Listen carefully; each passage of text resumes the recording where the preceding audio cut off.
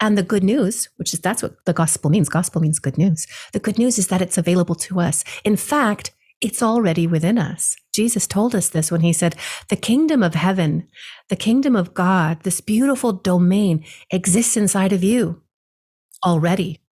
That's Christ consciousness. If we think about what God is the truest state of God is the unmanifested. It is the place beyond those two energies, right? It is where those two energies come out from.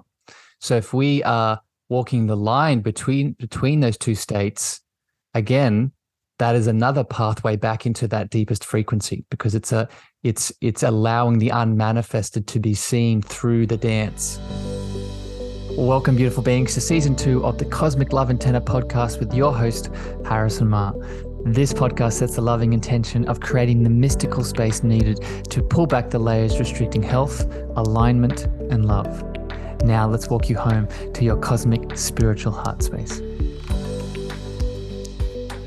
Before we continue this beautiful chat today, wonderful souls, I need to jump in here to share something really exciting. If you've been following these episodes or you've been following me on social media, you know that I am in the process of releasing my first book, Your Cosmic Love Antenna, Define, Embody, and Emit Your Unique Frequency of Love. And at the time of this episode release, pre-orders are now open. If you have been pulled to this show, if you're looking to understand the what, the how, and the why of love, if you're looking to apply some of the tools connected to your chakras, inner child, releasing religious trauma, ancestral healing, emotional release, and so much more, then this beautiful expression from my heart to yours is for you. If you are looking to channel more of your unique gifts and the divine frequency that you are, these pages will open all of this up. And if you're interested, all you need to do is go to cosmicloveantenna.com. That's cosmicloveantenna.com. And you can pre-order this book right now.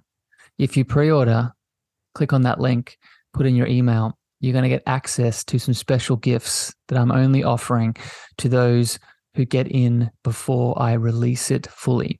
These gifts are going to be some more channeled meditations, activations, and some other surprises from my heart to yours. So head over to cosmicloveantenna.com, pre-order this beautiful expression, and I can't wait to hear how it shifts your life. If you're listening to this after pre-order sales, that same link can be also used to go to the direct purchase link. Sending love, and I hope you enjoy the rest of this episode today. Good evening, morning, afternoon, beautiful, magical beings. Welcome back to the show. Welcome back to the discussion. Another lovely deep dive into and I say this every week, that each topic has a resonance, each topic has a significance, but today's chat, I can already feel it's going to go a little bit deeper than previous chats. So I would, just as we start, and I do this intro for both returning guests and tribe members and new people, new listeners here to the show, I'd really set the intention to both ground and open your hearts to what's about to move through us. I had the lovely pleasure today to have a chat with the beautiful Crystal Anne Compton. Crystal is a spiritual teacher. She's an intuitive channel and a loving speaker. Today, we're going to talk about what it means to be the multidimensional me.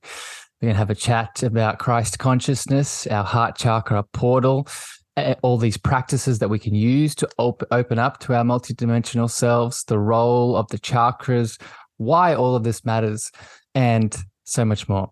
Crystal, welcome to the show, my friend. Thank you. I'm so excited to be here. I have been looking forward to this for weeks, truly. Yeah.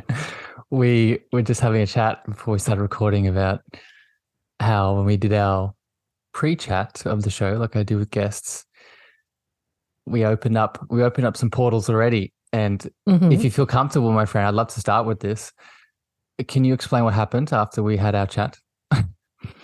Sure. I was kind of feeling it before I sat down to talk with you. And of course, I hadn't met you yet and didn't know how the conversation would go.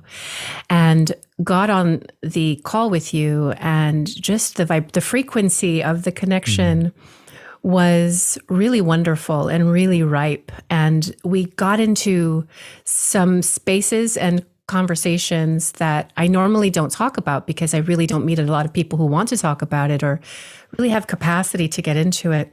And then after the phone call, my body I was in the process of it anyway, but my body not struggled, but like sometimes, because the body is of a denser signature, because we're in this material world in these human bodies, the body sometimes has to adjust and acclimate to the frequency that it is embodying or that it's taking in and moving. And so my body did that for a little while. I felt a little bit ill, but I mean, I was also working through the energy of 2022 and moving that out as well.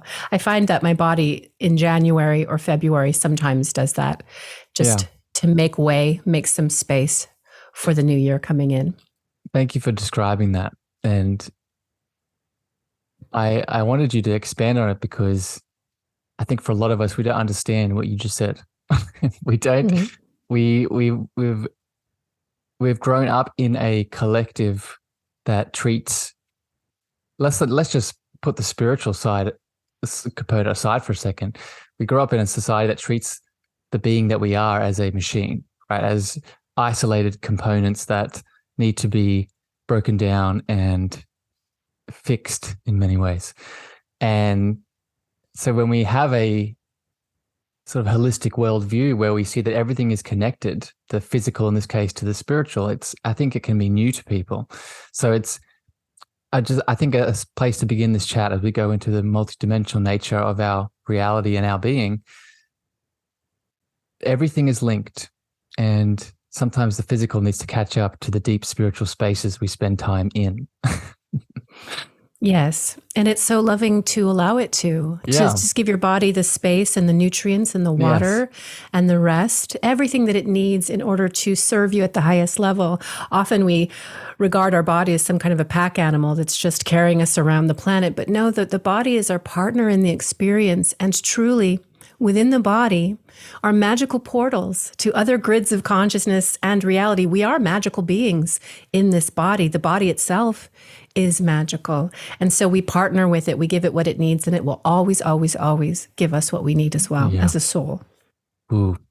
All right. So hold that thread, Crystal. Okay. Let's backtrack a little bit. I want to take us on a little bit of a journey here. So before we speak more about that multidimensional nature that you were just referring to, I want to paint a little bit of a picture of a little bit of the journey that you've taken, because I think it highlights a similar path I know I've taken, and I think a lot of people listening have taken also. And as is a theme on the show, I tend to attract souls that are not just spiritually wise and gifted in many ways, like yourself, but I've also had run-ins with religious trauma, tension, pain, and lessons. So I know it's a long story, my friend, so I'd love to maybe pull out a bit of your experience with your religious background and what it helped you see and come to in this moment. Yes. I have to start with just the fact that I was born to two very psychic and intuitive and spiritually connected people. And I don't know that they were always conscious of that in themselves. I was also born in such a spiritually evocative place. I was born and raised in Hawaii, my father as well. And I was always just an intuitive child. I saw colors and symbols around people. I talked to tree spirits. I knew things. So it was there. But it was always there. And it was supernatural. It wasn't supernatural. It was very, very natural. Yeah. And the benefit that I had as a child was that I could talk to my folks about it. And they never told me it was my imagination or that it was the devil. They had the language to actually speak to me about it and help me to navigate the world of spirit, which was such a benefit. But at the same time, it was a very traumatic household. My father was a substance abuser, was very violent. And so at some point in my teen years, I tripped and fell into the Pentecostal church, into the Assemblies of God. Somebody invited me to go to church. And, when I got there, I felt the presence of something, and also the structure of, or this idea that there was a Father in heaven that loved me and wanted to protect me and take care of me. That was so resonant to me at the time because my own father was a bit of a train wreck. So I easily got indoctrinated into Christianity and spent the next decade and a couple of years there. And Crystal, just to jump in here before you keep going, I just want to pull out what you said. You felt the presence of something. Yes. And I think I know this is the same in my story. I think that is probably the common thread that a lot of us have when we are pulled to, and I say this all the time here on the show, that I believe all religious belief systems have that mystical presence foundation that we recognize, that we see as familiar, because why is it familiar? Because it's us, right? It's us, it's inside of us. So I guess probably at that time you didn't acknowledge that, right? Yeah, I wouldn't have known that, but I definitely felt that, just as we all can feel, when we are present. And the Assemblies of God it's a very psychic branch of Christianity. You've got people prophesying and healing, laying on hands, speaking in tongues, very evidential. And this lined up with my experiences as a child, because that was very evidential. Now, not all of my abilities fit in religion. I had to tamp a lot of it down, but I felt like I belonged to part of something. And I think that's important for people to feel like they belong. And I think some of what I felt in that church was just the collective intention of everybody there. They had a shared vision about what a God was, and they were joyfully pursuing this. I mean, that's a vibe. You know what I mean? You definitely feel that. And I needed that community. Unfortunately, though, over the years, I switched churches. I became more of a literalist, like every word in the Bible is true kind of a person, which really puts you into a box and limits your experiences with God, I would say, until something finally happened and the veils were lifted and I left the church. And I left pretty angry, because we get angry when we realize, that was all just, a lot of that was a lie. A lot of that was just people. A lot of that was just rules. But that led me to ask the question, well, who is God? And this Jesus character that I've been praying to and in love with, who's that though? Really? Yeah. And thus set me off on my adventure to discover that for myself. Beautiful segue. So let's jump into that, because that's really one of the pieces I want to speak to here about, this idea of Christ consciousness. But let's maybe set the foundation for people that maybe didn't have a religious upbringing, that didn't understand or didn't learn about Jesus from the religious perspective. In the Pentecostal view, Jesus was the man from Nazareth. Jesus was the gateway to God. Jesus was, is this the same sort of story that existed? How was Christ consciousness within the Pentecostal view? Well, Christ within the Pentecostal view was God. Yeah. He was God, and also the only way to God. Yeah. I and the Father are one. No man comes unto the Father except through me. Yeah. And there is a lot of territorial kind of energy around that, and gatekeeping really to the experience of God in the church. But see, when you actually get into the teachings, the red words in the Bible, what Jesus actually said, that it's really not what he was going for. He was talking about a way. He called himself the way, like, follow this. It's a way to get there. So Christ consciousness in the church is an idea of a man who lived historically 2,000 years ago and who had some ideas and some rules, right? But Christ consciousness as it exists actually is a grid of consciousness. Yeah. This is how I see it as a clairvoyant and as an intuitive person. It is a plane of consciousness that we can feel, that we are actually already a part of, that truly we need to wake up into. This is what ascension is. Ascension isn't literally leaving your body to go live in heaven all of a sudden. Ascension is making that ascension up to this grid or plane of consciousness. And the cool thing is, it isn't just about Jesus. Jesus embodied it, but so did Buddha, so did Sai Baba, so did Paramahansa Yogananda. We have many avatars who embodied this grid of consciousness and spoke from place.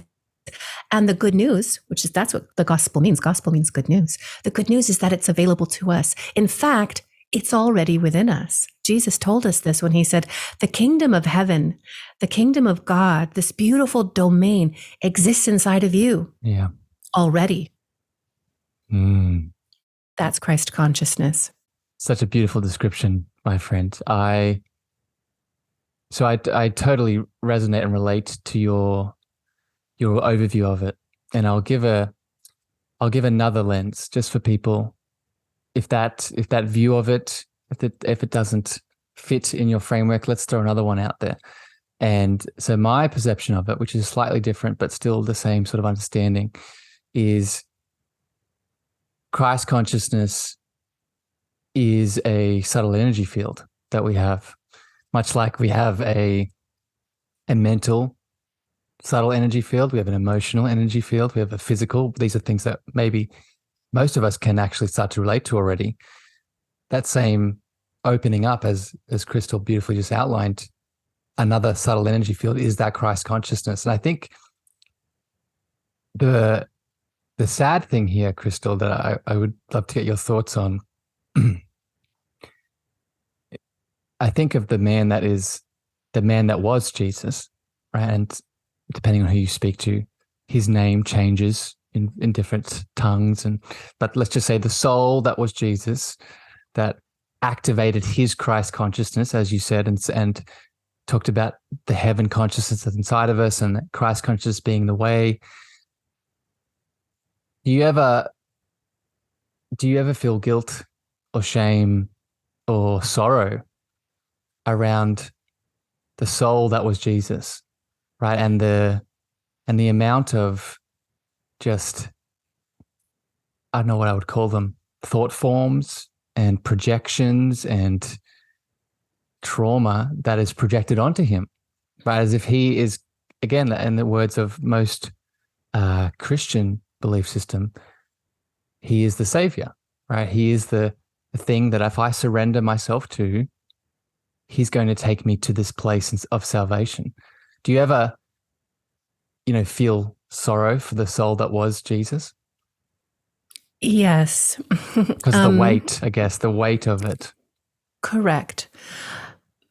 And his humanity is often lost when we venerate and talk about Jesus, especially through religion. His deity is often uplifted, but his pure humanity, which is really the way to get to the consciousness, is often like, we don't talk about that.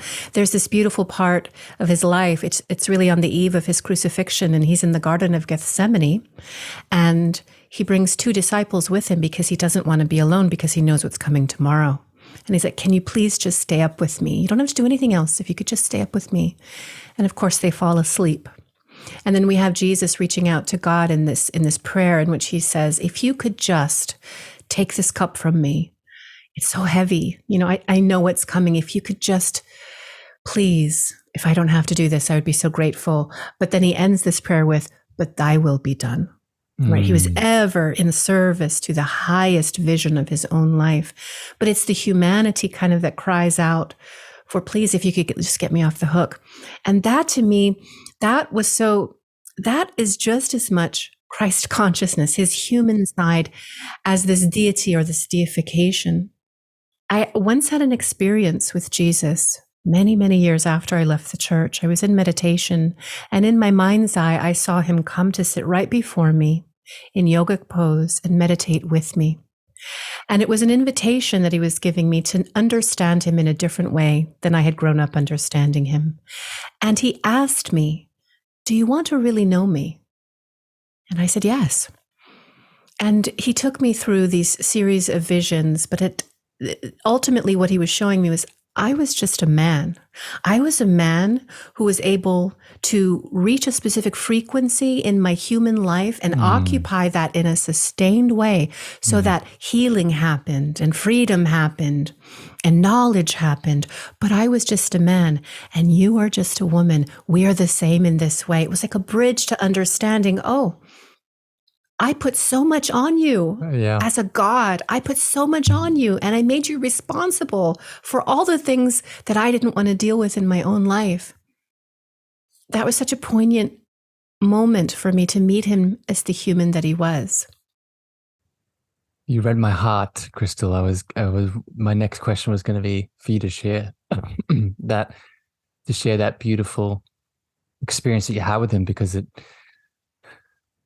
going back to your story of stepping into the church for the first time and feeling that presence, I think that's a big part of what you initially felt, right? Going full circle back to that beautiful experience with him. There's a part of me that when I see other souls, still lost in their unconscious loops of being within their belief systems, part of me wants to share that experience with them. A part of me wants to share that conversation that you had, because it's so illuminating. But then, because this is a multidimensional conversation, there's another aspect of me that says, no, it's not needed, right? We're all on our own path, right? And I think your beautiful unraveling is another example of that we're only ever given what we're ready for. And I think Jesus came to you in that way because your heart was open to receive it in that way. Does that resonate? Yes, it does. And I would say we only receive what we're ready for. I think it is always being given. I do. Yeah. It's about our ability, to open the eyes and understand. And that takes life experience. And I don't take anything away from people who are in religion. I think religion serves a purpose for sure. It's a kind of scaffolding that allows you to make sense, to kind of give a structure to universal cosmology, like make it make sense to my human mind. But I feel like there always comes a point where you are inspired to kind of break out of that box, that cage, and experience God for yourself in your own unique way. And that can be a very scary place to be when you're given that invitation, to release the scaffolding and see who you are without it. But that's the good stuff right there. Yeah, that's when it gets really interesting. Let's talk about that. So again, another beautiful segue. So with all of this chat now around Christ consciousness, just to maybe connect this Christ consciousness frequency, as Crystal beautifully outlined, it is an aspect of our multidimensional nature. But I would assert that there is so much more than that. Right? If you're listening and you think, wow, isn't Christ consciousness enough? And it's like, yeah, I guess for maybe some parts of your journey, yes, it is. But if your heart is open, there is more here. So let's start, Crystal. I think the challenge of this is going to be able to keep this in a framework. So I'm going to do my best. Let's start by maybe describing, when I reflect to you, being the multidimensional me, what does that mean to you? It means you are connected to all things at all times. And to give that some imagery, what that means in terms of dimensionality is that you exist right now within all of them. And there are many theories of dimensionality. Some say we have 144 dimensions. Some say we have 11. I mean, nobody knows. We haven't mapped out dimensionality. But I would say to you, irrespective of how many dimensions there are, you exist in all of them. When you pop out of your body at night, when you're sleeping, you enter into a light body that's first in the fourth dimension. The fourth dimension is a portal dimension that leads to all other dimensions. There's also a portal there that leads outside of our universal structure. We use this portal in order to then pop into other dimensional spaces and grids of consciousness. You do this naturally every single night when you go to sleep. When you're having an astral projection or an out-of-body experience, your light body is inhabiting a vehicle that already existed there. You had the vehicle in the fourth dimension when you popped out from 3D to 4D.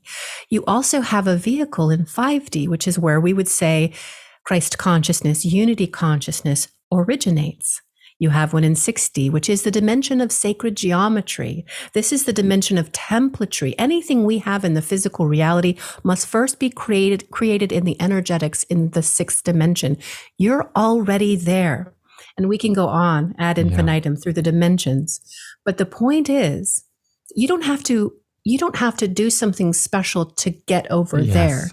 You have the apparatus existing inside of you. You're already connected to all of it. It's about shifting your point of awareness from this 3D human reality into the you that you already are. And I would say this is an infinite amount of yous in this universe and all the dimensions within this one and in others as well.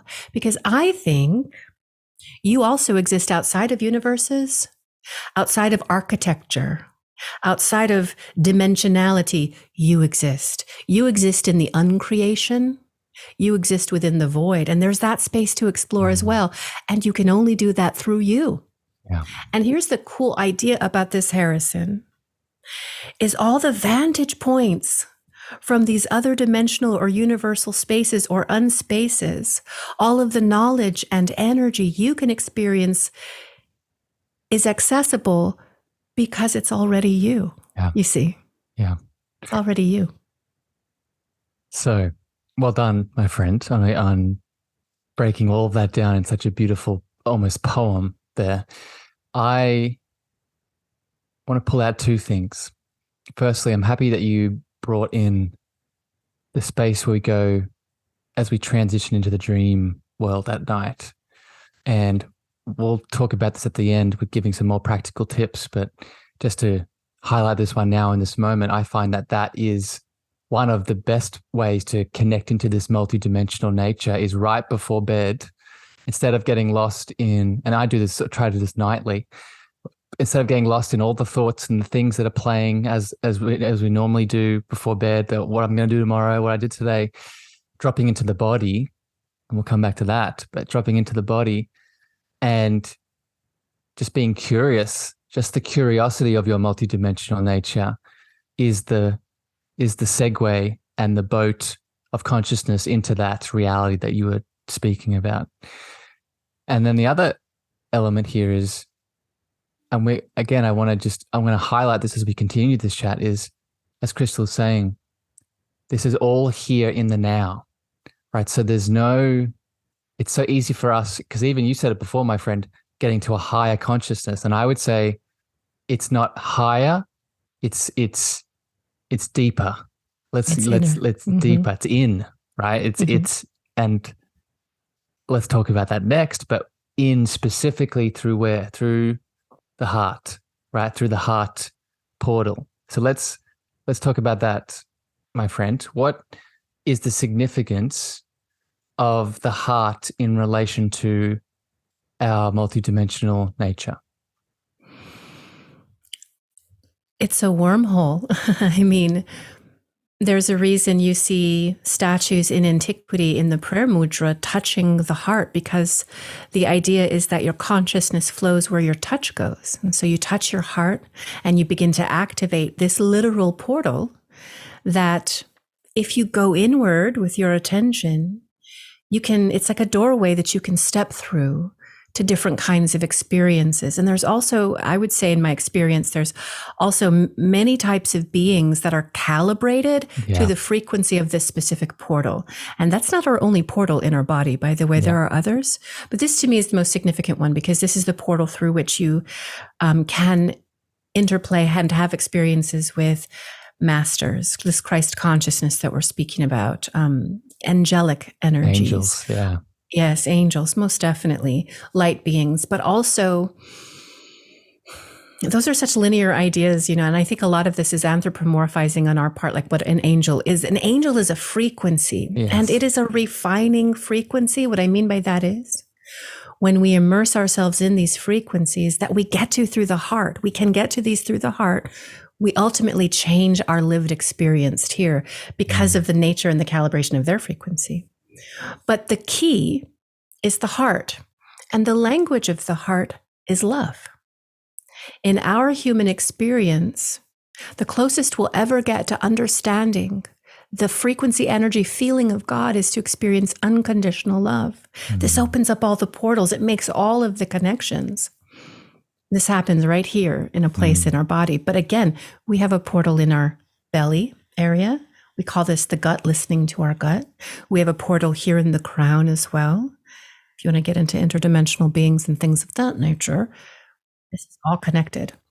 Well, let's come back to that, but let's speak a little bit more about this heart, because I agree with you, my friend. I do think there's significance with the crown portal and the solar plexus, the gut portal, but I do think there is a very distinct amplification through the heart specifically. And I just want to go back to what you said about the angelic frequency. It's so nice having done this show now where I'm going to put a episode for people listening in the show notes where I've had multiple chats now about validating exactly what Crystal's saying about angels, the amplification, if that's a word, the humanification of angels. It really takes us away. Like you're saying, they are a frequency. They are a frequency that resonates with that heart portal. A question that bubbles up, my friend, because this is why I really want to make a distinction between specifically the head and the portals within that area, like the crown. Yes, we can access the crown portal, but unfortunately, most of us, in relation to the head, we aren't connected to the crown portal. We are connected to the ego structure. We are connected to, if you want to get, mental about it all, we're stuck in the neural pathways of limiting beliefs and thought forms. And so I'm wondering if you could speak to this, my friend. What is the distortion here? Why is this such a challenge? And how can we start to move through a lot of the mental chatter that takes us away from this heart portal? I feel like the challenge is intrinsic to the construct of this reality, meaning we as souls came to 3D earth plane reality, knowing that built right into the reality itself were obstacles to full self-realization. And as a soul, we said, cool, okay, because I'm going to go in there and I'm going to figure out how to navigate so that I can return to my essence, embody in a human form my essence. And so I think intrinsic to this reality, we have things that keep us from experiencing ourselves as we truly are.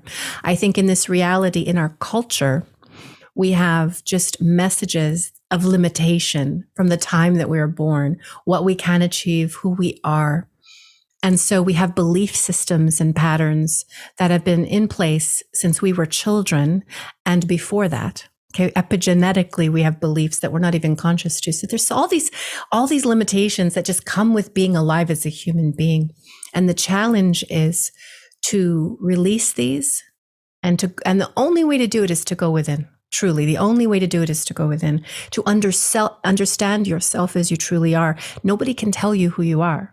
Nobody can give you that experience. Only you, through you, can you have this experience. Now, with the crown, to me, when someone has a full Kundalini awakening from the root to the crown, the final thing that happens is the crown blows out.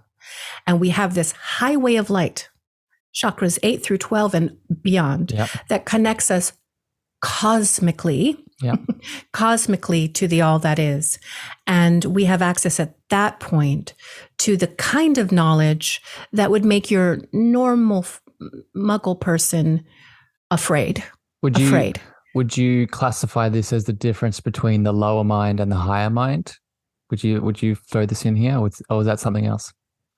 No, I mean, yes, I think that's one way to explain it. There are many, many minds. They're all magnetic, and there are minds within the dimensions. But I think that when you start to get into the domain of star seeds, interdimensional information, spiritual technology, much of which is being dropped down into the earth plane right now and received by people who have this open crown chakra. You have to be a certain kind of ready for that. Do you know what I mean? Yeah. And that's in your physical body. That's in your knowledge and information, but it's an energetic thing you've got to be ready for. Not everybody is. That's what awakening is. Yeah.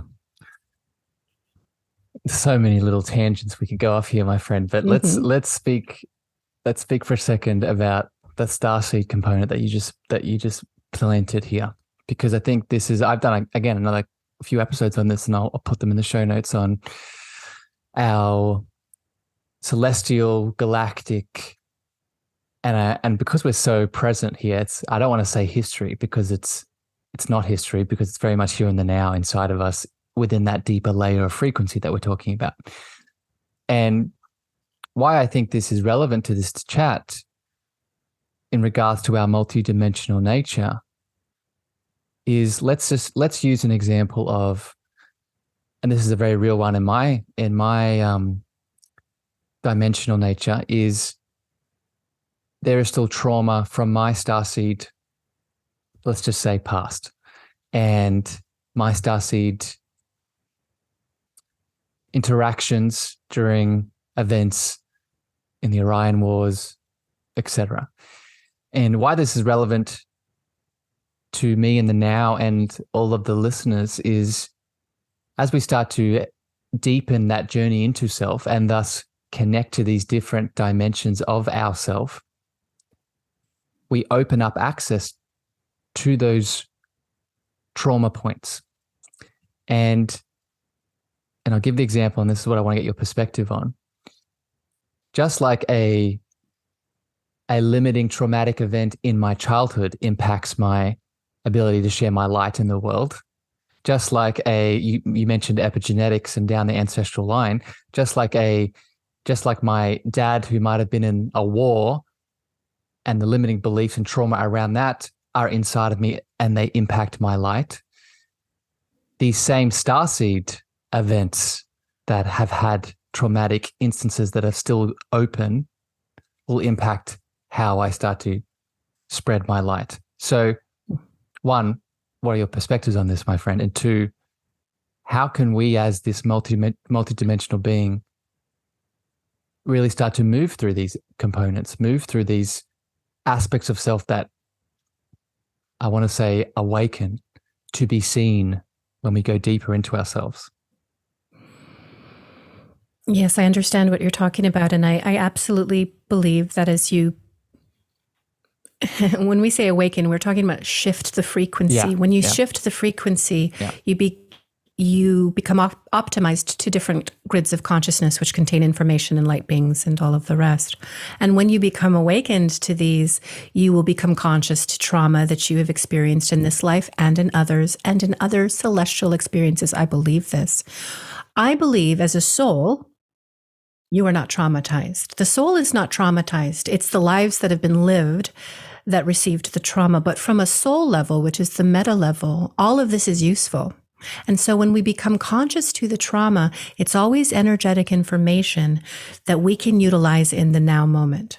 It's not so that we can then say, oh gosh, I was such a victim and now I'm going to stay in victimhood.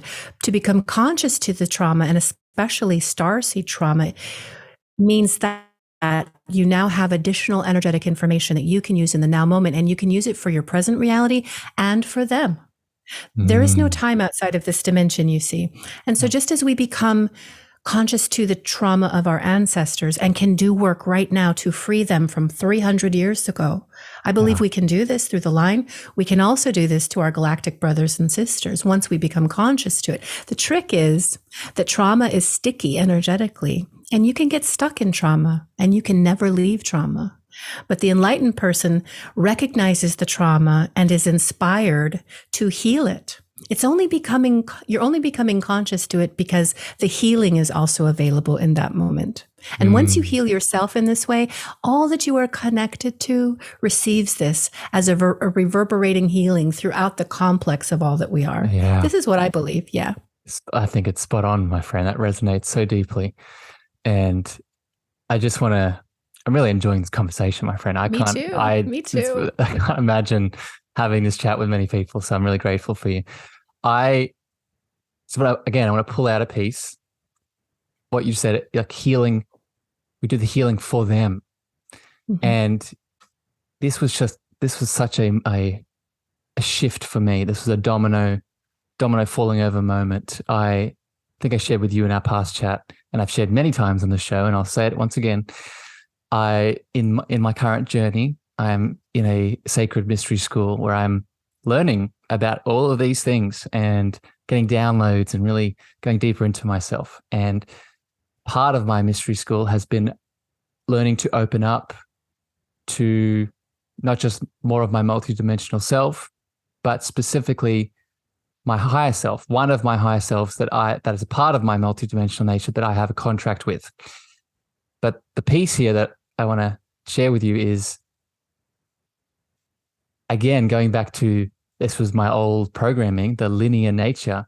I saw the higher self as higher than me, right? As above me, and thus equated value, meaning I saw the higher self as, okay, he has all the answers. And just to connect the starseed, he's of Syrian origin. I saw him as, I must only be asking him questions. There is nothing that I can do for him. There's nothing that, surely, because he is the higher self, right? And for people listening, I'm using my fingers here. He is the higher self. So again, I saw, and I'm just reflecting on this in this moment now, there was a God complex there. There was a religious God complex of, I must be at the knees of the higher self because there could be possibly not that I can't have any lessons for him. But just landing here, that was the shift that really opened up more gateways, was that, yes, of course, the higher self has lessons, has mastery of things that he can share with me. But as you beautifully highlighted, I have things I can share with him too. I can heal parts of his Syrian trauma, his things that he is yet to move through. And it's through that mutual relationship that we actually step forward together. So more of a share there, my friend, but I'm wondering what thoughts you have. I think that's exactly right. I think when I'm talking about vantage points, it's perspectives. Your higher self has a unique perspective, but your higher self is you. That's still you. Your higher self sought to put itself into this body and have this experience. And so through your life, are you teaching the higher self and healing the higher self? But I would also say, with regard to the Syrian aspect of it that's coming online, that you are becoming conscious to, I feel like things are offered for you. Like these are echoes of trauma that happened in the quote unquote past that somehow relate to something happening now on the planet or in your life. So gives you information on how you can shift it in the now moment. So it's all useful. Just like nature never wastes a thing, never takes more than it needs. So too in our spiritual life, in this multidimensional life, nothing is wasted. It's being offered for a reason, right? Yeah, it's being offered for a reason. I love that, though. And I had to come to that realization with the angels, because a lot of the work that I do is with archangelic energy and angelic energy. And I used to have this reverence, oh gosh, I'm in the presence of angels. And it took the angels telling me, no, we are here to serve you. What do you need us to do? This is a co-creative, collaborative process. We're no better than you. In fact, we're just dimensionally different. And if you want to get really crazy, in the dimension where the archangelic pantheon exists, there I am too. There I am too. I exist in all of these spaces. This is my belief about it. And so, yes, I love that realization. I love that. So good. Oh, I love it. All right, thank you for sharing that angelic piece too, because that is another feeling I've always had. I do think they are a different frequency, but with this multidimensional nature, there is a part of us in that too. And that's a whole other conversation. But let me just, can I say one thing? Please. The way that I see the physical body, I see your body, I'm looking at you right now, but it's almost as if this is the body within many nested Russian dolls. And then there's these other expanded bodies. And if you could just imagine that each Russian doll is within a different dimension, and there's a Russian doll you that exists in the angelic or the archangelic dimension. And who's to say you're not an archangel? I mean, who's to say you don't have the very essence of the archangel, which is showing up in the life right now? Because through the body, this human body, right, we have access to all of it. Yeah. It exists inside of us right now. That's the understanding that I have, my friend. Like going back to what I described before as we have a Christ consciousness body. We also have an angelic body. Right? That's exactly what you're saying. And I think the Russian doll analogy is the best image to describe it, because it's another, think of it, just another image is the radio. It's another band that we expand into, right? Let's ground here a little bit, my friend, because we're flying off into the celestial stars, and it's beautiful, and this is what this show's about. However, I do want to get practical here now for people that are still with us, right? And they are they've either connected logically to this because they've experienced this, or their mind has just disappeared, but they're feeling it. It's resonating. Let's talk about some tools and some practices that me now here in this 3D form, I get all of this, but how can I really start to embody and open up to more of this multidimensional nature? And I go back to what we said before. One of those tools and tips I use every day is that dream transition that you spoke about. What are some other practices and tools, my friend, that you use or you help people with that can open us up to this greater reality? Well, there are the core practices, which get spoken about so often that people become tired of hearing it, but these are the ones that work. And of course, we're talking about meditation, this idea of be still and know that I am God. Really be still and know that you are God. Be still, go inside. Use this innate apparatus that we're speaking about and see where it takes you. Have the experiences. And also prayer, which is like a meditation, but verbalized. Well, it not even doesn't have to be outwardly verbalized, but a conversation that you are intentionally having with the divine so as to know it more deeply in your experience. So as to learn from it and it to learn from you. If you want to be close with someone in a relationship, you talk to them, you spend time with them. Through prayer and meditation, can we do this? And it's just such a profound way to connect. Also, though, is to train yourself to become sensitive to energy and to notice qualities of energy. You can go outside, stand in nature, and feel the total expansive energy of that versus sitting on your couch and watching reality TV. Those energies are so different.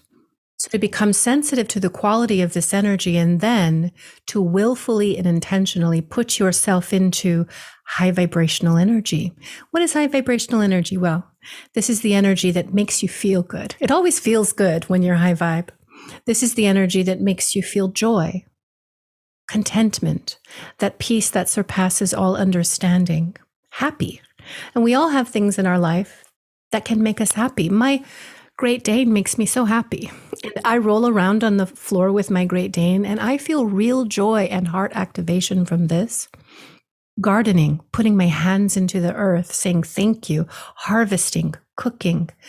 These don't necessarily seem high vibrational because they're so mundane, but they are. This is my life's practice, is to be also present with everything that is happening to the best of your ability. And we can't understate the power of gratitude. It is so easy to get lost in this world that is constantly projecting chaos, and telling you who you are. It is easy to lose faith in people, in yourself, in your future. It is easy to become cynical. But what if we try to be grateful for the things that we have? There are so many things right now. Yeah, I would love to change, but I can look around and see so many things that I'm so thankful for. Oh, I'm so thankful for my Great Dane, for my husband, that I have a house, I'm warm, that I have food tonight. These are simple things, but I can, in a feeling way, Feel so thankful for that. And that is magnetic. When you embody the frequency of this, you attract more of it. Yeah. And the higher and higher and higher you go. So I would say vibration modification, doing things that change your vibration, and also gratitude. And of course, your core disciplines. These are essential. Beautiful, my friend. I think there's nothing stopping any of us from doing those practices. And I think you're so right. We almost become numb to them and think that they just, because we hear them all the time, and we think, oh, they can't be that powerful. But they really, it's not the practices themselves, it's the consciousness you bring to them. And your consciousness is always shifting, right? It's always changing, always, as we've been explaining today, always expanding into new states. I'm happy that you spoke about the sensitivity element. And I'd love to get your thoughts on this. This is one of the components that, for people listening, will know this. I'm so passionate about that sensitivity, sort of just diving into it. And one of the reasons is because there's such a pervasive, collective, limiting belief that sensitivity equates weakness, especially if you're in a male physical body. Right, that definitely exists in females too, but I'll just speak from my male experience as a male, as a man, physical man growing up. This belief that men can't lean into their emotions or sensitivities because it's not manly. You know, it's common. It's common in many different groups and communities. And I think the biggest shift here is seeing it in the way that you saw it or explained it just now. Is sensitivity doesn't mean weakness, two doesn't mean overwhelm, but means refinement in many ways, right? It means that you can tune in it, like we've been talking about within our bands of consciousness, to what you need in this moment. What are your thoughts on this, my friend? I love that. I think that's beautiful. And I think that you can see it happening in the world right now. People questioning the boxes that they've been placed in and the emotions that they've been told that they should run and how they should present. I mean, this is all on a worldwide stage being questioned and challenged. And it's beautiful. I think it's so beautiful. It is the divine masculine, which is a sensitive masculine, a feeling masculine. And it is a divine feminine emerging in a different way. Well, actually in an ancient way, but a new way for us in our global consciousness at this time. Neville Goddard, who I really love, is a thought leader. He wrote a book called Feeling is the Secret. He talked about mood. He talked about divine mood. And what I think he was talking about here was the difference in the quality of emotionality. There is a whole and good way to be emotional on the spectrum, like anger, there's fear that we can feel that is actually information, there's joy. But Goddard also talked about never indulging a lower mood, that which is antithetical to the divine mood, which is the God mood. This is the creative mood. But when we as humans kind of get stuck, as we were talking about, in a lower mood, we tend to stay there. We indulge it. We speak from that place. So just kind of becoming conscious of how you're feeling and allowing it to pass, right? You are the sky. You are not the clouds. The clouds are passing over the sky. Knowing yourself in this way, honoring your emotions and your sensitivities as part of the construct of who you are. This is your navigation system. Yeah. This is how you know who you are and where you are, through your emotions. And so I love seeing that men are stepping into this new paradigm. We need men to do this, and we need women to do this as well. And this beautiful blending of the energy in all of us. Yeah. Right before, as a woman, I would always call myself, I'm such a dude, because my proclivities they tend to be more masculine. And I thought, I need to hide that behind makeup and skirts and things like that. But this new time where we're allowed to just occupy the energies and move with them, I think is beautiful. Yes, I think it's beautiful. It's a divine dance. I see it as it's a dance between these two energies, the divine masculine, divine feminine, both as as an individual, so within yourself, right? As you're saying, like what comes up and what is needed in the moment. But also we can take that dance as in relationship with people. Right? It's often why when I have these chats with beautiful people like you, there is a dance going on, right? There's I need to be in my masculine right now. You need to be in your feminine. Now you're shifting back, right? And that is really, I think, where the magic happens. That is where we start to walk that line. And if we think about what God is the truest state of God is the unmanifested. It is the place beyond those two energies, right? It is where those two energies come out from. So if we are walking the line between those two states, again, that is another pathway back into that deepest frequency, because it's allowing the unmanifested to be seen through the dance in many ways, right? Oh my gosh. I need to write all of that down and read that every day. Yeah, that is so beautiful. No, but yes. Yeah. Yes, that is so beautiful. It is the expression of God through us. And the more we allow for it, the more we connect to God through it. Yeah. Crystal, I have 2 more questions for you. But before we get to them, I do want to, this is calling to me. I just want to get your reflections on this. One more practice that you didn't mention, and I want to make sure we get in there for people listening. And we've talked about it, but I want to make it a tool that people can use every day. And so I just explained this from my morning practice.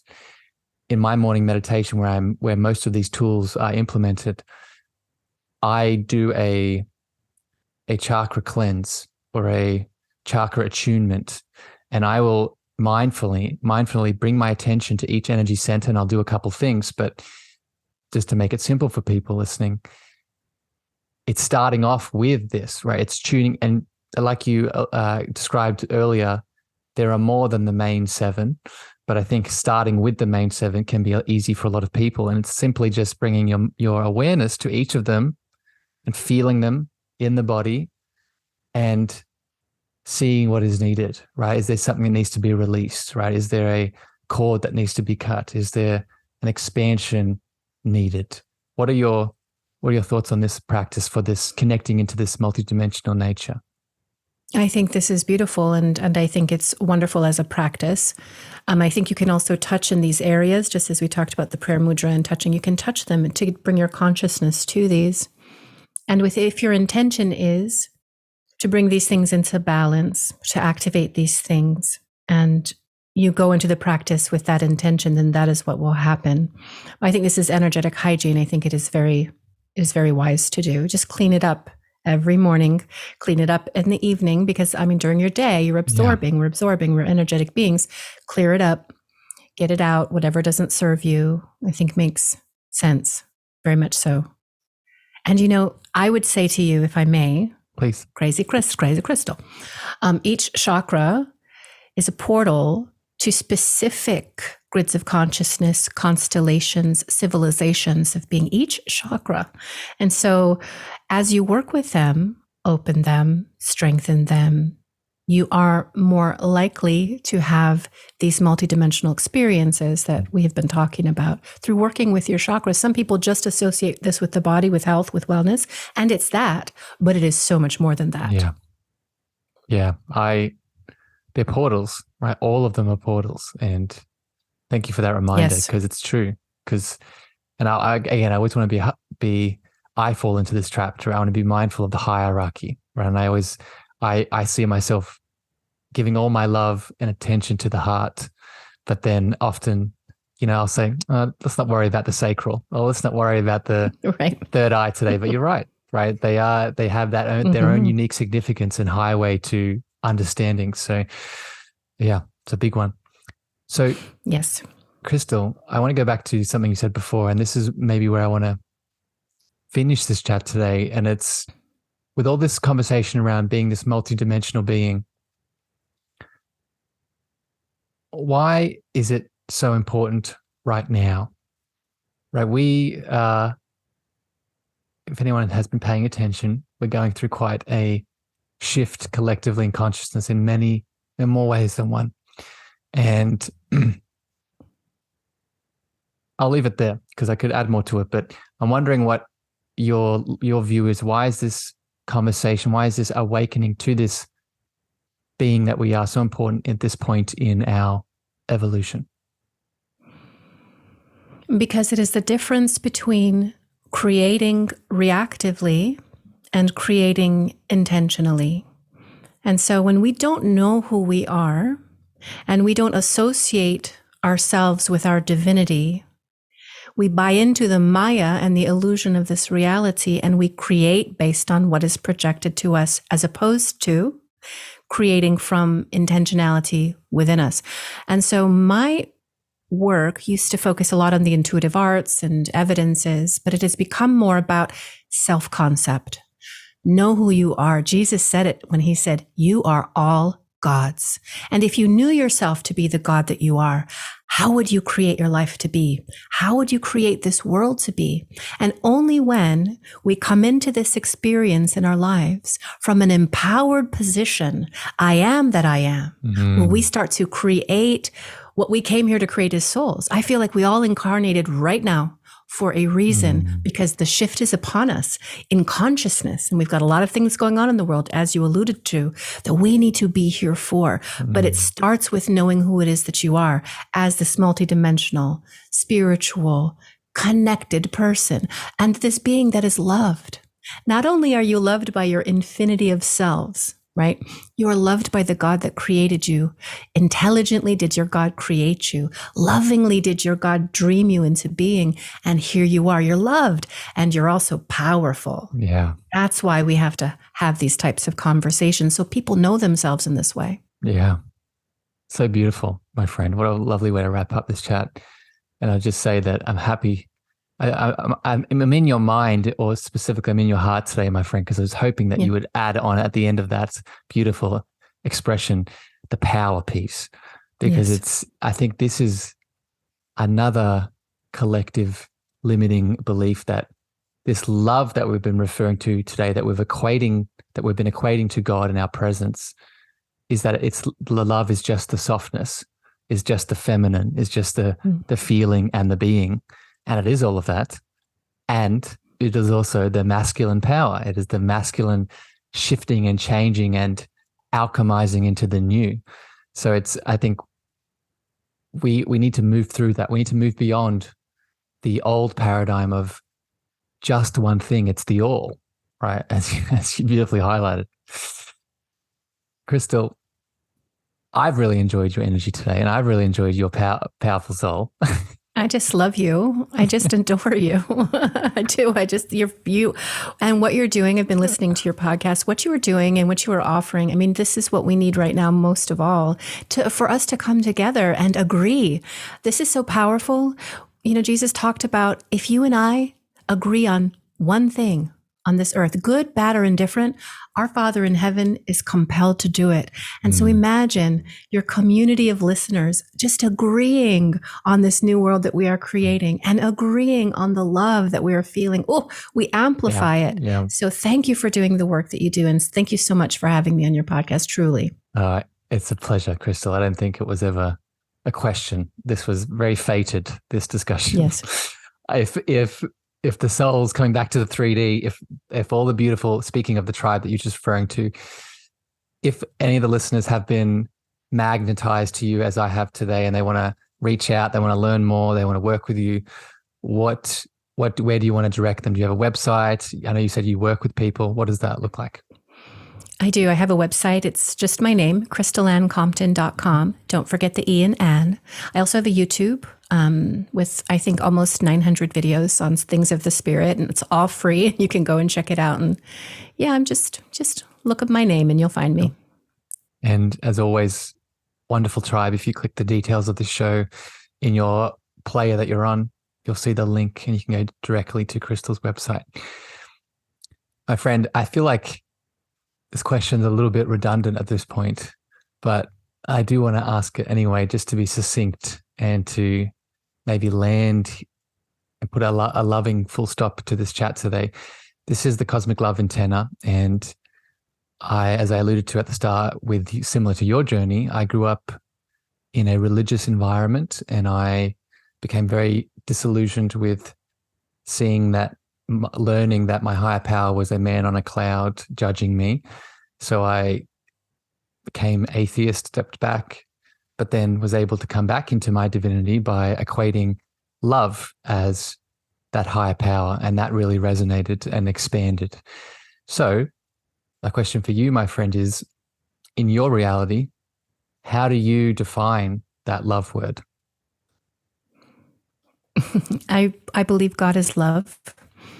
I believe the dominant, vibrational, and organizing frequency of our known universe is the exact frequency of love.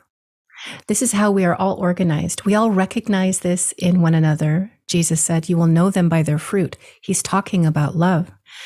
Love is the vibration. Love is that energy that creates the path back and to God. But God exists inside of us. We have it all within us. So love is the universal frequency. That's what it is. I just want to say, Crystal, that was beautiful. But two, before we finish, I'm really thankful that you keep quoting scripture.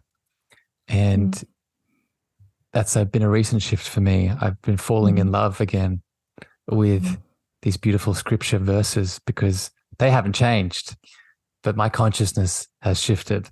And now Yes. I can really see the deeper mystical foundation of these teachings like you've been highlighting today. And again, going back to full circle back to Jesus and the man that he was, what he was sharing through them, his downloads that he was sharing through them, that again, no time that now meets us and we can now share around it. Crystal, love you very much. Thank you for your time today. Thank you for your loving intention and awareness. Beautiful souls out there in the listening world. We hope this has brought you value and joy. If it has, please share this out with a lover, a friend, a family member. Always open to your feedback and comments and reviews on Apple and Spotify. But regardless, we send you love, we send you light, and we'll see you next time here on the show. Bye, everyone. Thank you for listening to the Cosmic Love Antenna with me, your host, Harrison. If you gained value or this episode hit your heart, please remember to share this out with a friend, a family member, or a lover. You can also leave your love over on Apple reviews and Spotify star feedback, and this helps me spread my frequency to more souls in need. Finally, if you want to connect with me deeper, want to reach out, interested in coaching, please follow me on Facebook, Instagram, TikTok, and LinkedIn at Harrison Meagher, Meagher spelled Meagher. Sending you so much love.